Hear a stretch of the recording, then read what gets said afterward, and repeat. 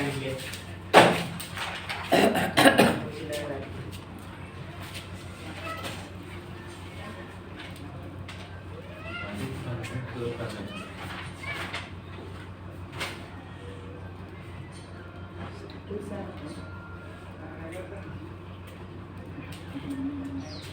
Good morning to all of my dear aspirants and learners, the townships of India and township of Kurtha. I am Mr. Pawan Kumar Maurya from Maurya English Kurtha. Today I am talking about the preposition is upon or onto. So my dear students,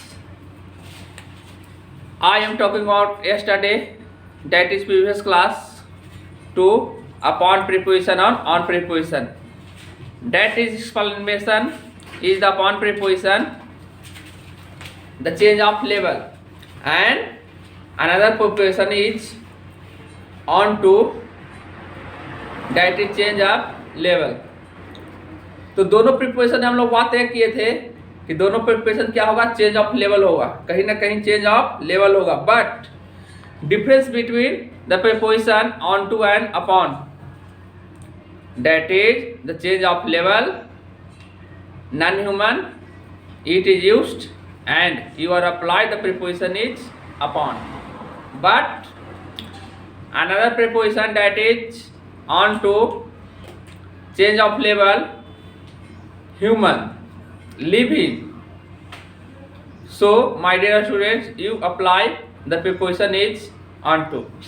तो हम लोग बातें किए थे कि upon का प्रयोग non living के लिए, निर्जीव वस्तुओं के लिए हम लोग करेंगे और लेवल चेंज होगा तो. अगर लेवल और चेंज होगा और नॉन ह्यूमन रहे, निर्जीव रहे तो अपॉन लगाएंगे, लेकिन लेवल चेंज हो और ह्यूमन रहे, लिविंग रहे, सजीव रहे तो हम लोग ऑन टू का प्रयोग करेंगे. तो हम लोग को थ्री प्रीपोजिशन में कॉन्सेप्ट ये बना कि अगर टू प्रीपोजिशन का यूज़ करना है तो मोशन टू वर्ड्स पर करना होगा, टू वर्ड प्रीपोजिशन का प्रयोग करना है तो डायरेक्शन पर करना होगा. अगर ऑन प्रीपोजिशन का यूज करना है तो सरफेस कॉन्टेक्ट पर करना होगा. सच लाइक अपॉन प्रीपोजिशन का यूज करना है तो चेंज ऑफ लेवल आपको पकड़ना होगा, और उसमें तो नॉन लिविंग के लिए, नॉन ह्यूमन के लिए, निर्जीव के लिए. अगर ऑन टू का यूज करना है प्रीपोजिशन के लिए तो सिर्फ और सिर्फ कॉन्सेप्ट बनाना है कि चेंज ऑफ लेवल, और भी चेंज ऑफ लेवल किसके लिए, लिविंग के लिए, ह्यूमन के लिए.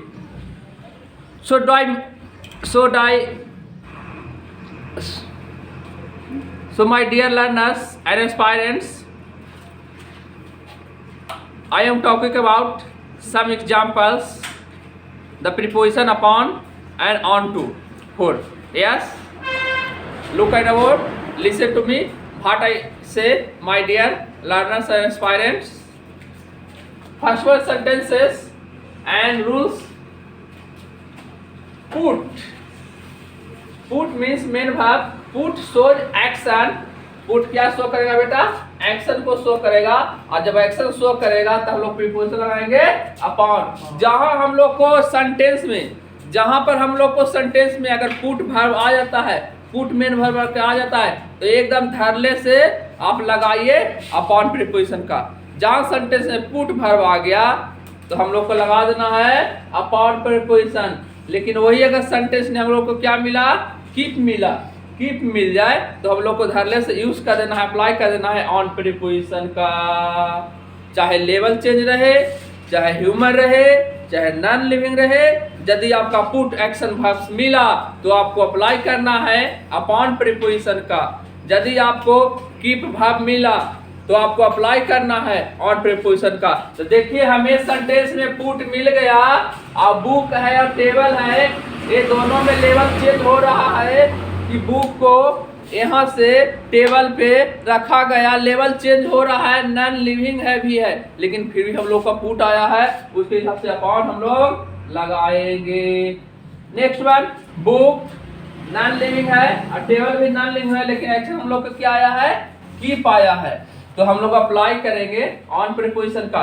और दूसरा कॉन्सेप्ट, कहीं ना कहीं सब्जेक्ट कॉन्टेक्ट है, भले आपको समझ में ना आए, लेकिन सरफेस कांटेक्ट है। यदि आपका एक टेबल है, इसमें बुक है, दोनों का सरफेस क्या बना, कांटेक्ट बना ना, इसका सरफेस इसका कांटेक्ट में आया ना, तो सरफेस कांटेक्ट रहेगा तो हम लोग और प्रीपोजिशन का यूज करेंगे। नेक्स्ट वन क्या है, हम लोगों ने पुट को क्या देखा कि पुट अगर एक्शन, एक्शन मतलब मेन वर्ब होता है। हम लोग कई बार बातें की है ना कि अगर पुट रहेगा एक्शन रहेगा तो मेन वर्ब बन क्या जाता था, हम लोग क्या लगा रहे थे अपॉन, और कीप आ रहा था तो हम लोग लगा रहे थे ऑन। फिर नेक्स्ट वन हम लोग पुट अगर से, अब पुट का मीनिंग क्या निकले, बियर, WER, बियर मतलब पहनना, कुछ पहनना, कपड़ा है ना। या तो फिर मीनिंग देखिए स्टार्ट, स्टार्ट मतलब शुरू होना, कहीं प्रस्थान कर रहा है, अभी शुरू होने जा रहा है, ऐसा। पुट का शो करते बियर, पुट का मतलब हो पहनना, या पुट का मतलब हो शुरू होना, प्रस्थान करना, स्टार्ट करना, ऐसा।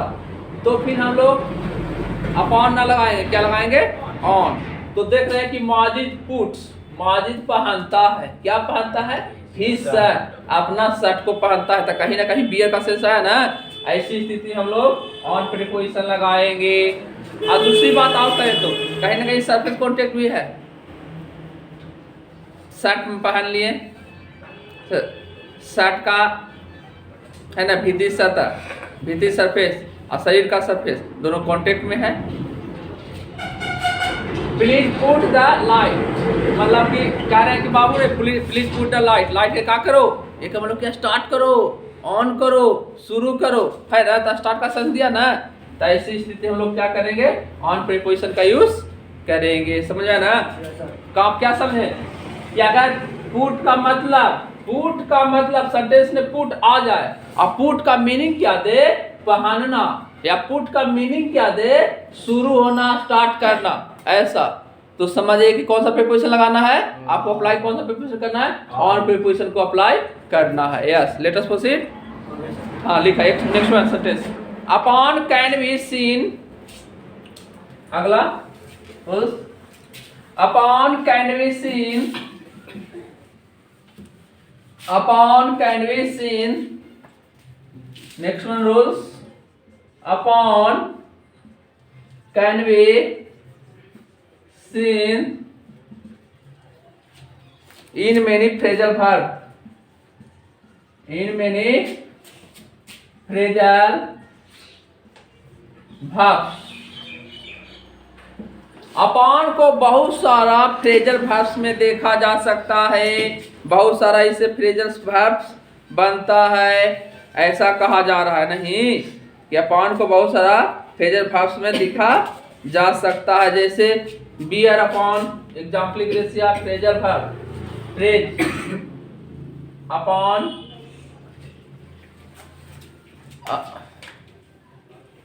बियर अपॉन करते हैं, बियर अपॉन एक फ्रेज हो गया। फिर come upon, come upon, get upon कर दो, गेट अपॉन, ऐसा। सेट अपॉन, सेट अपॉन, ये सब फ्रेज है।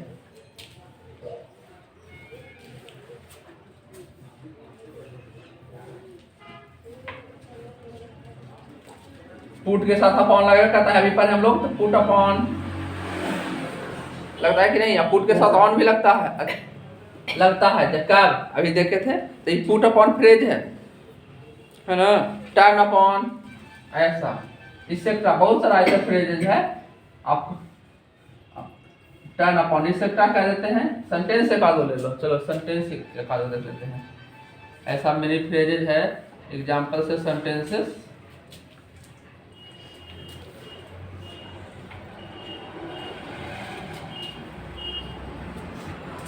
The robber, डाकू, the robber came upon me, the robber came upon me, ये ना है, एक फ्रेजल वर्ब यूज किया कि डाकू है जब मेरे ऊपर आया, यानी मेरे पास आया या मेरा नजदीक आया, इसका मतलब इस सेंस क्या दे रहा है पूरा का कि द रॉबर अटैक, या मतलब कि आक्रमण किया किसके ऊपर बेटा, मुझको पर, डाकू ने मुझको पर कर्मन, यही ना सेंस दे रहा है यहाँ पे। केम अपॉन का, केम अपॉन मतलब, केम अपॉन फ्रेज का मीनिंग क्या निकल रहा है? आक्रमण करना, आक्रमण किया, डाकू ने क्या किया? मुझ पे आक्रमण किया, ऐसा सेंस दे रहा है। माजिद,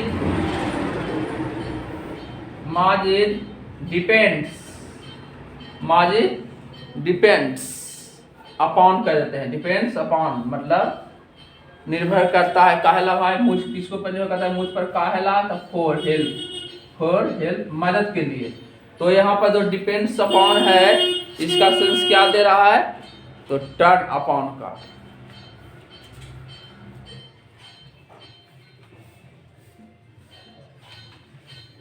कि दूसरे पर निर्भर करता है, टर्न अपॉन, ऐसा।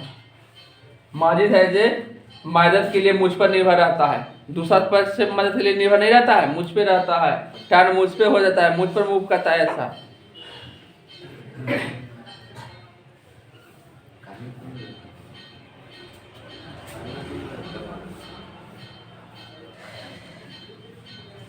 सी पुट्स अपॉन करके देखते हैं वो, she puts, she puts upon, she puts upon my kindness, she puts upon my kindness, मेरी दयालुता, दयालुता। अब स्टेप डाउन है ये बच्चे, उसने मेरी दयालुता पर क्या करता है? पुट्स करता है। इसका मतलब क्या देता है? इम्पोसिस दे रहा है, इम्पोसिस, इम्पोसिस मतलब अधिकार,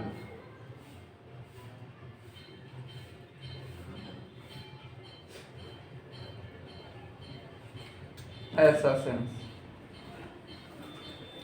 तो समझ गए ना कि बहुत सारा फ्रेज, फ्रेज क्या होता है? फ्रेज होता है कि a group of words giving some meaning without subject plus verb is called a phrase। यहाँ पर बात हम लोग किए हैं कि upon can be seen in many phrases. Phrases कैसे यूज करते हैं? आज यदि कुछ वर्डों का ग्रुप बने, कुछ मतलब निकले, कुछ मीनिंग निकले, तो ऐसे अब सब्जेक्ट ऑफ वर्ब ना रहे तो उसे हम फ्रेज कहेंगे। अब फ्रेजर वर्ब, अब सिर्फ फ्रेज में अंतर है। फ्रेजर वर्ब क्या होता है कि अगर वर्ब आया, अब वर्ब के तुरंत सटे हुए कोई प्रीपोजिशन मिल गया, उसको हम लोग फ्रेजर वर्ब कहेंगे।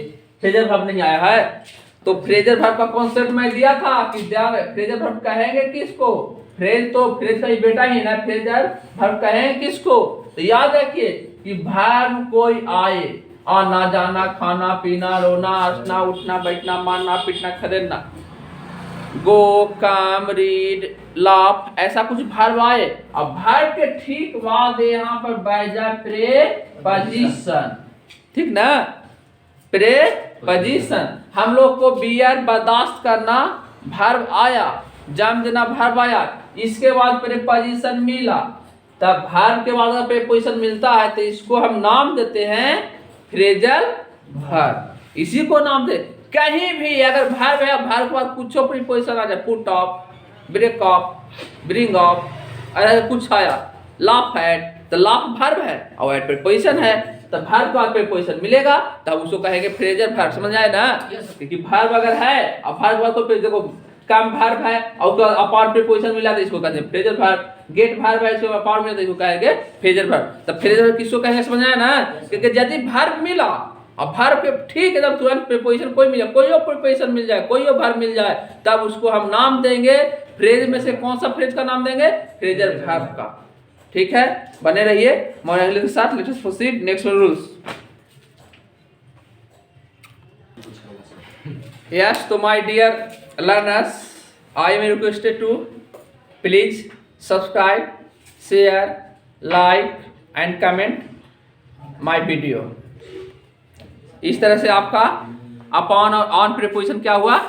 फिनिश हुआ, एंड हुआ। अब हम लोग बातें करेंगे नेक्स्ट वन प्रीपोजिशन का, और नेक्स्ट वन प्रीपोजिशन बहुत अच्छे ला रहे हैं। इन प्रीपोजिशन, आई एन, इन। अब हम लोग चलिए इन प्रीपोजिशन की बातें करेंगे, तो इसी तरह से बने रहिए मौर्या इंग्लिश के साथ। Thanks all my dear aspirants.